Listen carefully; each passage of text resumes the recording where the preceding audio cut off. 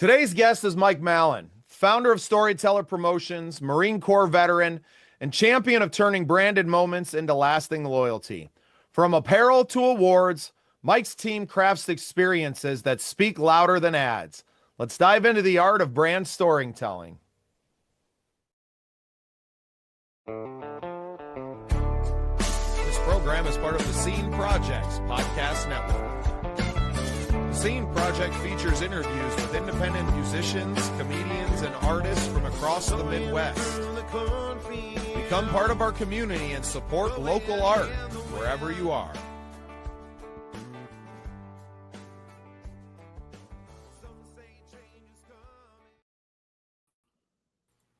Well, welcome into another exciting episode of The Scene. I'm your host, Bubba Startz, and with me today is Mike Buzz Mallon. Welcome to the show, Mike. Good morning. Welcome. Hey, it's a pleasure to have you on. I know we've spoken before on the phone, which is kind of a rarity with this show anymore. But I want to kind of lead off the show by giving you a chance to give us a little bit of backstory and tell us a little bit about, where you came from, and then we'll get into all the things that you're doing now. Got it. So originally grew up in Brooklyn, New York, moved out to the island,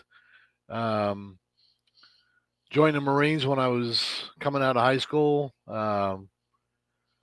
did 6 years with the Corps, then came back to New York, was there until 1986, and then moved down to Texas, met my beautiful wife, and been bouncing around Texas and parts of the Southwest ever since.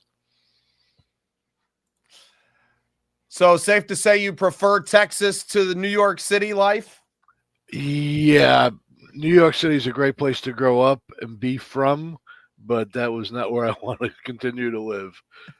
Came down to Texas on vacation and saw what it offered, and yeah, I went back, turned in my gun, my badge, said bye-bye, and moved to Texas.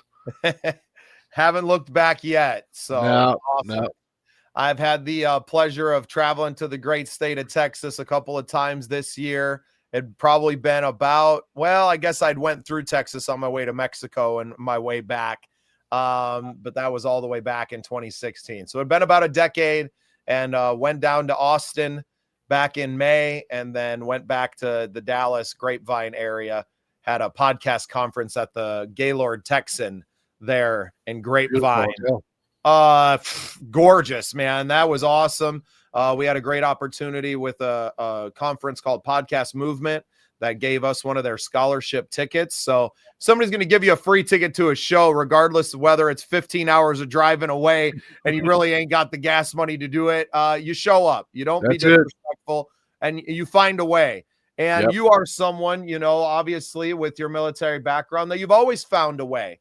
And now you're finding a way to bring brands and to tell the story of brands, which I think a lot of us fail to do accurately. So let's talk a little bit about Storyteller Promotions and what you guys are doing for companies now.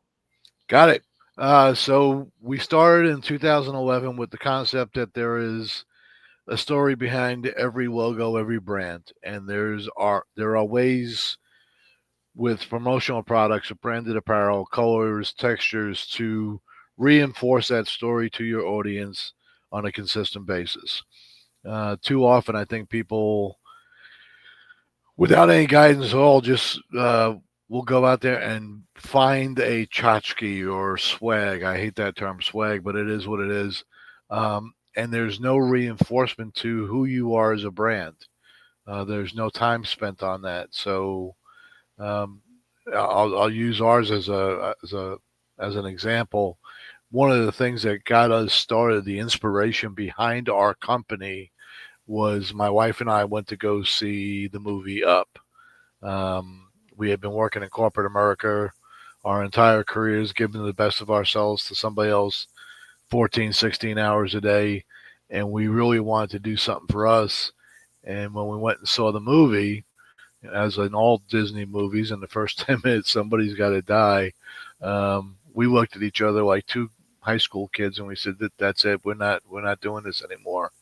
So in the movie, the characters Ellie gives Carl a grape soda cap on a safety pin. That became their adventure badge. So we took the grape soda cap, and that became our logo. It's a reminder every single day of why we do what we do, and your your promotional products, your swag, should do that for you, and that's what we counsel on. Well, and I think that you really tap into the entrepreneur spirit with that, right? Not just like your story is aligning with the people that you're trying to help as well, right? Like Right. you know their story or a little bit of it just inherently because it's a little bit of your story. And Absolutely. think I think that's so important, especially in this business. And there's just so many of these apparel companies and swag shops online that you can buy these kind of products for, whether it's a koozie or, you know, stickers or t-shirts and all of these things. And as someone who's worked in the music business for 25 years now, I've kind of done it all. I've tasted a little bit of all of those things. What I like to do now, I print my own promotional materials at home. I don't have any of them with me because we handed them all out, but I call them tags. I would just print a piece of paper with our QR code on it and I would laminate them. I'd get 10 out of a thing and I'd literally sit at home laminating pages and cutting them up and cutting the corners on them. And that was my marketing materials because I was sick of spending money on something that was either going to get tossed on the ground, thrown away, or not necessarily get used, but it could still tell the story of our brand. And that Right. story was, I'm going to be in your face and not afraid to hand this to you and to give you a 3-second pitch as you're walking by, say at the, you know, the Cinch Playoffs Governor's Cup just a few weeks ago that we covered. And what was great about that is that we were broadcasting it live. So you got to watch live on our YouTube feed and now on the replay of me just being me, what I've always done. I call it guerrilla marketing. I don't know if that's a term widely used, but we're going to get out at events and we're just going to put our stuff right into your hand. Mm-hmm. And if you can exacerbate that over the course of years and hitting all these kind of large scale events that some companies pay, you know, a team of, you know, whether it's models or it's just, you know, people that are working on their promotion team to go out and to pass out flyers and to build that image. Well, we've just done that for ourselves for the last, at least 3 to 4 years of building up our band's reputation. And now in the last 18 months with the scene projects. Good for you. And that's for no money, right? I mean, that's for the cost of paper, the laminate, and those things. But it doesn't tell the whole story. And I feel like that's where your company kind of comes in, even for a small business like ours, is the helping us maybe refine that, taking a little bit of my story and looking at the last 18 months of doing this, seeing who it is that we really support and helping us to craft that to be able to bring one of a kind, you know, merch or apparel or whatever it happens to be to the table. Is that fairly accurate? Yeah, I think probably my wife always said it best. Unless you're Starbucks, a coffee cup doesn't tell you a story, right? Um, one of my favorite ones of all time. We worked with a company that was they were two CPA firms that were coming together, and one of them was your classic. Think of the old burgundy walls or green walls with the leather furniture, you know, that kind of that office vibe. And the other group was a very young group. They were new. They were thinking about things in a different manner. And we were actually able to put together a portfolio that was custom made just for them. With part of it was leather, part of it was burlap. So you had the two that were meeting with the logo in the center, and that was their giveaway or promotional product, if you will, to all their clients and prospects. And it communicated that the blending of two things coming together in a new way of looking at doing business. So, yeah, it's just a little bit of thought and using whether it's an item, a texture, a color, a series of colors, and bringing that all together. We used to work with a lady. She's actually achieved what she was trying to achieve with starting her business. Everything with her was turquoise, and it all came back to the fact that she was on a beach one day in the Caribbean and looked out over the turquoise water and wanted to be able to live in that environment, and knew that the only way she could do that was with her business and growing it. So uh, everything was built around that turquoise. It was a constant reminder for her and everybody she knew the why behind what she did. And it's stories that sell, right? Something I repeat a lot is that, people don't buy from people they like, they buy from people they trust. Well, how do they get to trust someone? They hear their story.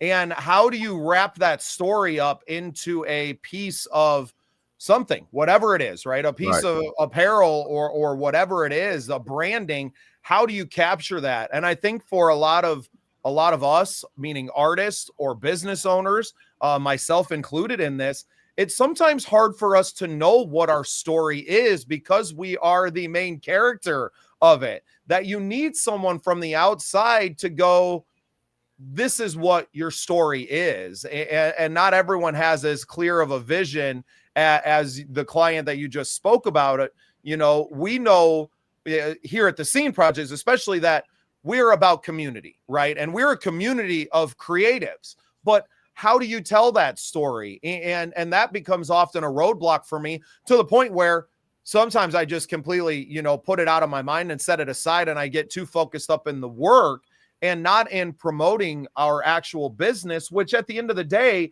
isn't helping us or our community. So I think that I myself could be better at a lot of the things that you guys bring to the table. And maybe we have a budding future business relationship happening here as well. Would you say that that's pretty typical of a lot of operators and business owners? Yes, I'd say the majority of people, entrepreneurs, small business owners, they're really good at doing something. They've got a talent or a skill, and they get out there, and before they know it, they're in it every day. And it's hard sometimes to just take that step backwards and look at why you do what you do, what inspired you to begin doing this, and then how do you communicate that story to the world around you. Because like you said, people buy from people that they like and trust. They buy the why of what you do, not necessarily what you do. And that inspires people.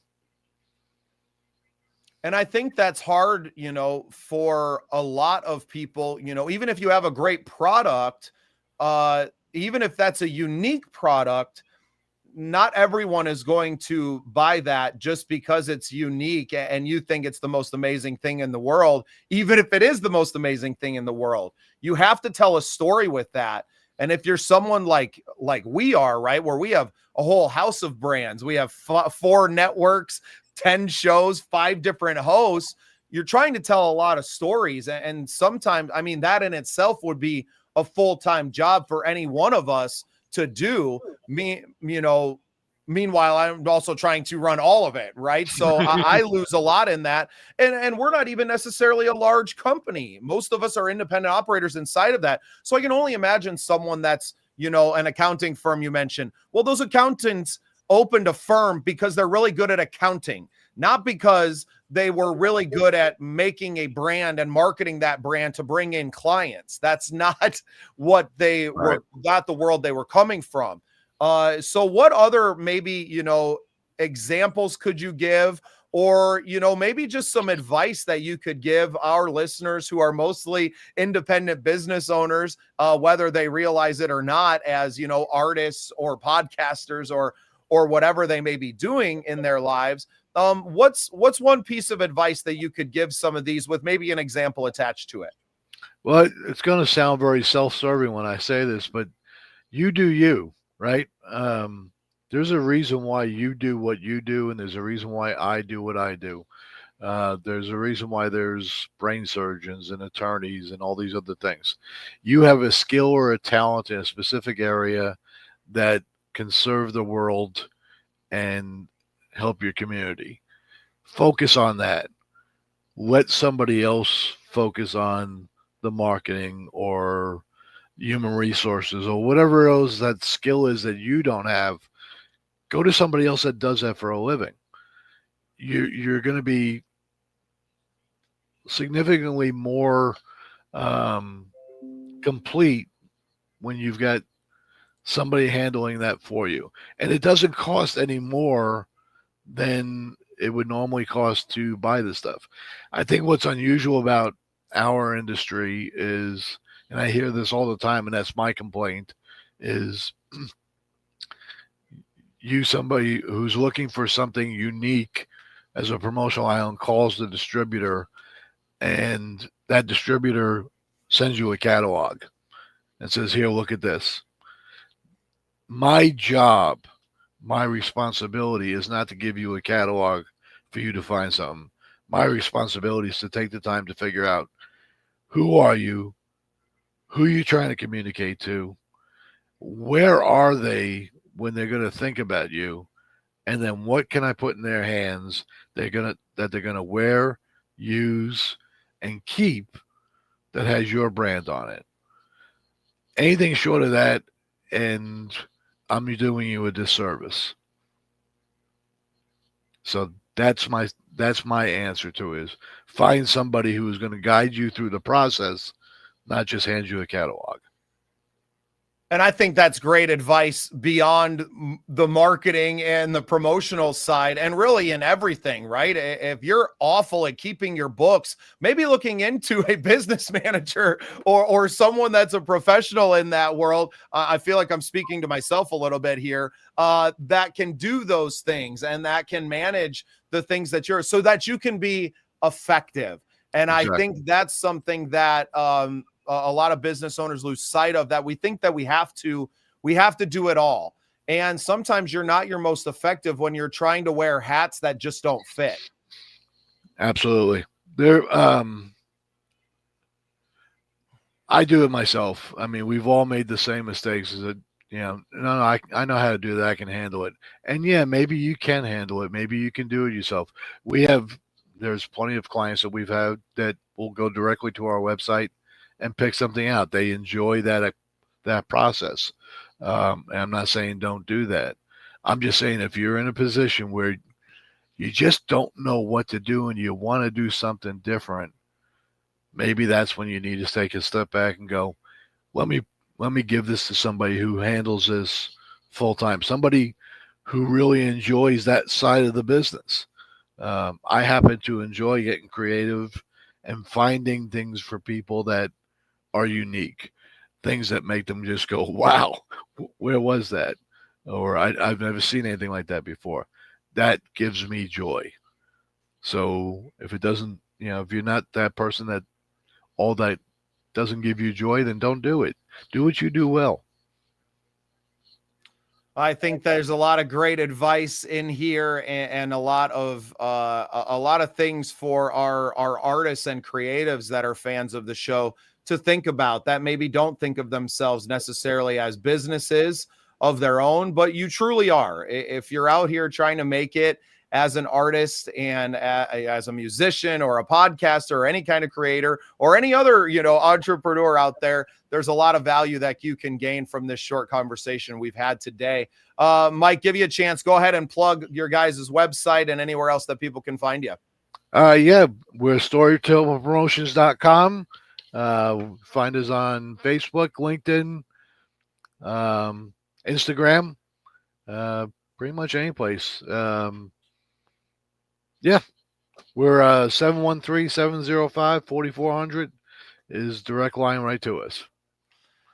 I love it. Well, Mike, thanks for taking some time for me today. I have a feeling that we're going to be talking a little while after the show here as well about how you can help the Scene Projects continue to, carry this momentum that we've been building for the last 18 months. I want to thank you for your time and thank you for being part of the Scene. Well, thanks for the invitation. I really appreciate it, bud.